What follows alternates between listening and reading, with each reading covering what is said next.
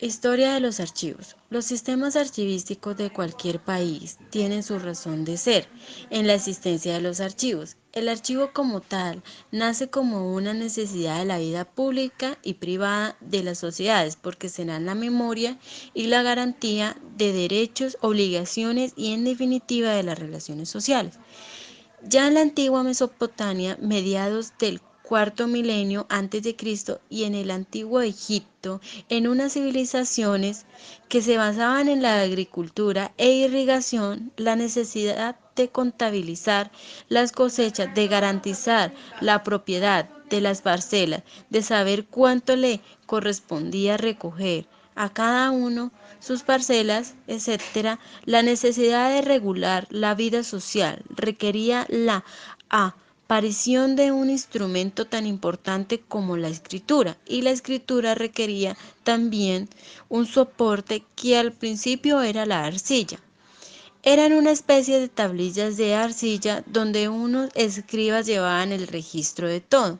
Son las, son las tablillas de escritura cuyo informe casi siempre llevaban asuntos económicos. Son los primeros documentos escritos donde aparecen relaciones sociales. Con los griegos y los romanos la vida pública se fue haciendo más activa y complicada. En esas civilizaciones el archivo surge como una institución con vida propia y que tiene su propia identidad. El archivo griego y el archivo romano fueron instituciones establecidas por la legislación de la época.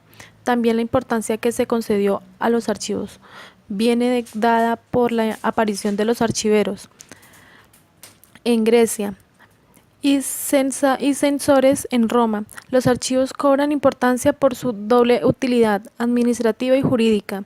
Al mismo tiempo, la aparición del derecho como gran aportación del mundo romano va a hacer que los documentos establezcan la validez o la prueba en cualquier tipo de la relación humana.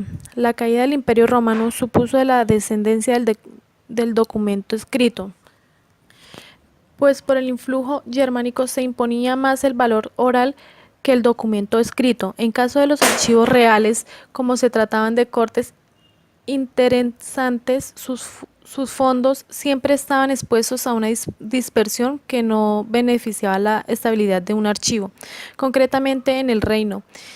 Si sabemos que existía la figura del tesauros, que era el lugar donde se conservaba la documentación real, los códigos y los tratados reales.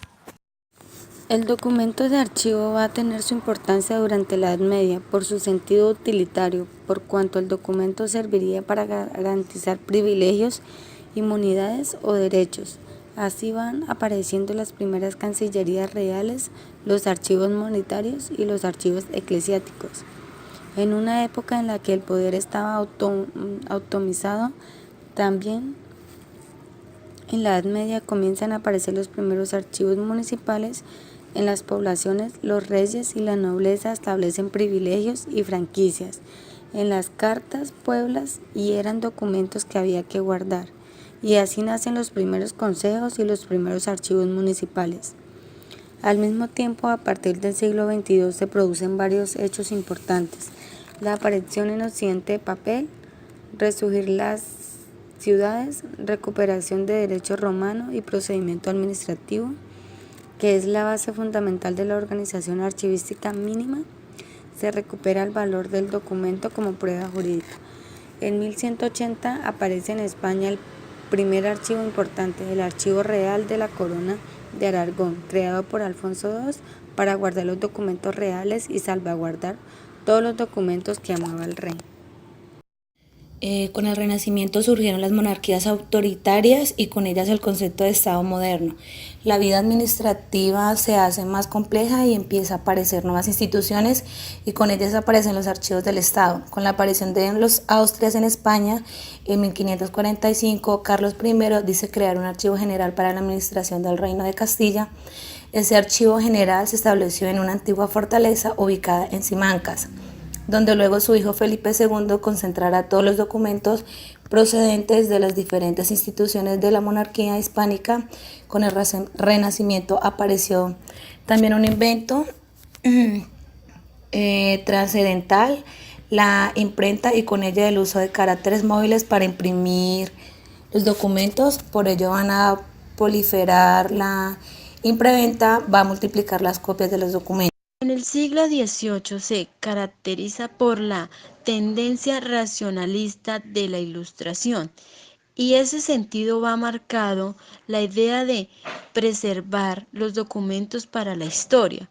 Fruto de ese pensamiento fue la idea de Carlos III de crear un nuevo archivo, el Archivo de Indias, creado con los fondos que se conservaban en sí, manca sobre la administración de las Indias y establece ese archivo en Sevilla. La Revolución Francesa en 1879 supuso un cambio de los archivos al sustituirse el sentido de la propiedad particular de los archivos por el sentido de la propiedad nacional. Los documentos ya no son del rey, sino de la nación. Por ello se establece el carácter de archivos públicos. En el siglo XX se crean archivos intermedios que conservan documentos que ya no tienen valor administrativo, pero que todavía no se sabe si se van a conservar o no. Su primera mitad se caracteriza por la consolidación de los avances experimentados. La archivística se debate entre los denomínicos y la modalidad. Crecen los archivos privados y la creación de distintas leyes de archivos. Un carácter importante de los archivos del siglo XX es carácter que la legislación identifica que es un documento de archivo. En el siglo XIX empiezan a depositar los archivos soportes distintos del papel, como la fotografía o la microforma. Se empiezan a considerar los archivos como fuente de poder, sustanciados sobre los conceptos de los derechos del Estado sobre los documentos públicos, la estructuración de sus fondos y la concepción de archivo como territorio infranqueable.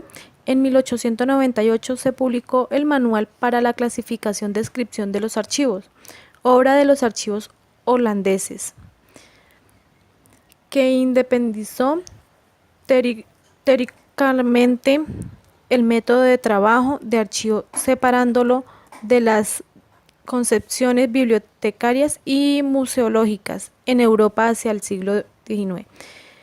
Solo los archivos públicos eran considerados como tales, pues lo privado, Lodolini, 1993, aún carecían del pleno derecho de ciudadanía. Durante este periodo, los archivos privados en los países anglosajones se consideraban manuscritos, se preservaban en bibliotecas y fueron los bibliotecarios los encargados de su gestión, influenciados por la concepción fijada por los archiveros holandeses en 1898.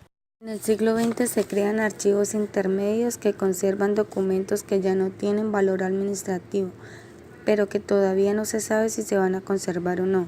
Su primera mitad se caracteriza por la consolidación de los avances experimentados.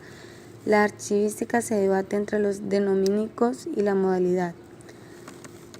Crecen los archivos privados y la creación de distintas leyes de archivos. Un carácter importante de los archivos del siglo XX es carácter que la legislación identifica que es un documento de archivo. Bueno, otro aspecto importante es la creación de redes y de sistemas de archivo. Una red es un conjunto de instituciones archivísticas que tienen un convenio entre sí. Para que haya una red tiene que haber un acto jurídico para que el archivo se comprometa a participar. Un sistema de archivo es un conjunto de elementos que comprometen la política archivística de un país determinado.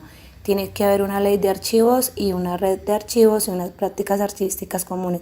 También componen el sistema de archivos el personal y los archivos. Se dice que hasta el siglo X los archivos estaban aislados porque funcionaban por libre.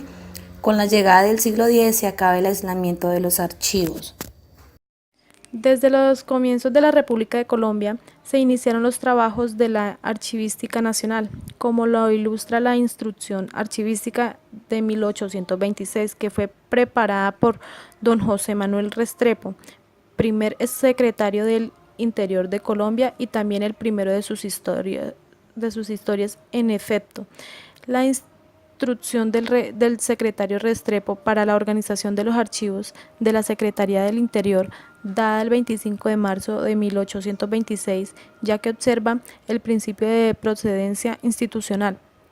Para empezar, la organización de los legajos debía de respetar la diferencia de las 4 entidades administrativas distintas de la experiencia republicana acumulada hasta entonces. El gobierno constitucional de Colombia comprendió entre 1821 y 1826 el gobierno venezolano del exilio de Guayana, 1817 y 1819, y los dos gobiernos de la vicepresidencia de los departamentos de Cundinamarca y Venezuela, 1819 y 1821.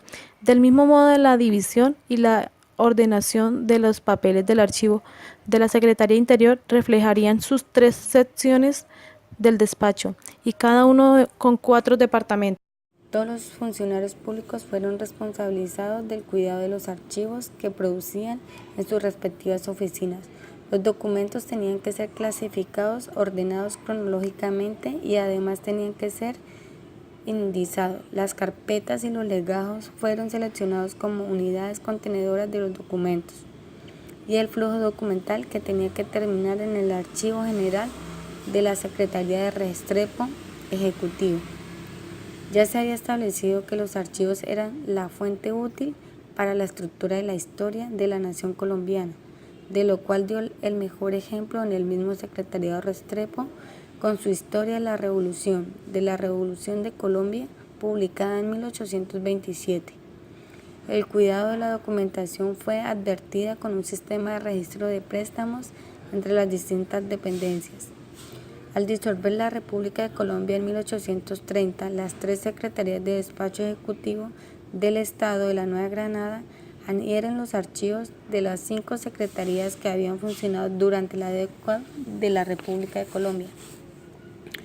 Según los asuntos correspondientes, las nuevas secretarías del Interior y Relaciones Exteriores, Hacienda, Guerra y Marina, las administraciones granadinas, conservan esos 3 archivos generales propios de cada uno, su propio archivero.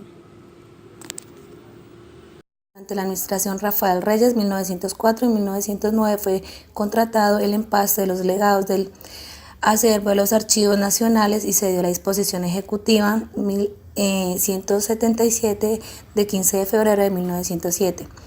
Que creó el empleo de inspector general a todos los archivos de la nación, asignado a Enrique Álvarez Bonilla. Esta acción dejó su impronta hasta nuestros días de selección colonial y república, no solo en tipo de empaste escogido, sino en el tamaño de los legados. Este primer inspector general ejerció el cargo hasta su renuncia. Presentada el 15 de octubre de 1909, natural de Monarquía, fue ilustre pedagogo, escritor, humanista que ascendió a la calidad el miembro de la Academia Colombiana de la Lengua. En el sillón dejado por don Rufino José Cuervo a su muerte en su Santa Fe Redimida, obra publicada en 1885, cantó el verso Las hazañas de los guerreros patriotas que contendieron en el campo del Puente Boyacá durante el año de 1819. Falleció en Bogotá el 26 de octubre de 1913. Es importante señalar que hablar de normatividad en relación con el archivo es remitirse necesariamente al conocimiento del marco dentro del cual ésta se expide y se debe cumplir. Por ello, se ha dispuesto un módulo dedicado al tal fin. A continuación se presenta una síntesis de algunos aspectos relevantes para la fundamentación básica de la administración documental. Al entrar a definir cualquier tipo de reglamentación que afecte los procedimientos relacionados con la administración de los documentos de archivo, es fundamental partir del marco legal general y específico vigente. Leyes. La Ley 594 de julio 14 del 2000. La Ley 80 de 1989 crea el Archivo General de la Nación de Colombia. La Ley 4 de 1913 obliga a las entidades oficiales de entregar y recibir inventario, los documentos, los archivos. La Ley 47 de 1920 sobre la protección del patrimonio documental y artístico. La Ley 45 de 1920, artículo 99, sobre la conservación de documentos bancarios, la Ley 39 de 1981 sobre microfilmación y certificación de archivos. La Ley 23 de 1981 regula archivos de las historias clínicas. La Ley 23 de 1982 sobre derechos de autor. La Ley 57 de 1985 sobre publicidad y acceso a los documentos públicos. Bueno, aquí algunos decretos de estudiantes. Decreto 2527 de 1950 autoriza el uso de microfile en los archivos y les da valor probatorio. También encontramos el decreto 3354 de 1954, donde dice que se prohíbe la adulteración, recorte y dobles de microfilmes y prohíbe la incineración de los documentos microfilmados. En el decreto 264 de 1963 reglamenta la ley 163 de 1959, defensa y conservación del patrimonio histórico archivístico de monumentos. El decreto 1960 de 1970, el estatuto notarial, que conlleva del artículo 106 hasta el artículo 115. Decreto 1260 de 1970, estatuto registro civil de las personas, cuyo artículos son del 8, 13 al 16. También está el decreto 2274 de 1988, inventario patrimonio documental, facultad de la inspección a los archivos. El decreto 264 de 1989 es el uso de los medios magnéticos en la información tributaria. El decreto de 1798 de 1990, la conservación de libros y papeles de los comerciantes. Decreto 2126 de 1992, reserva archivo del Ministerio de Relaciones Exteriores. Y por último está el decreto 2620 de 1993, donde reglamenta el procedimiento para la utilización de medios tecnológicos adecuados para la conservación de los archivos comerciales.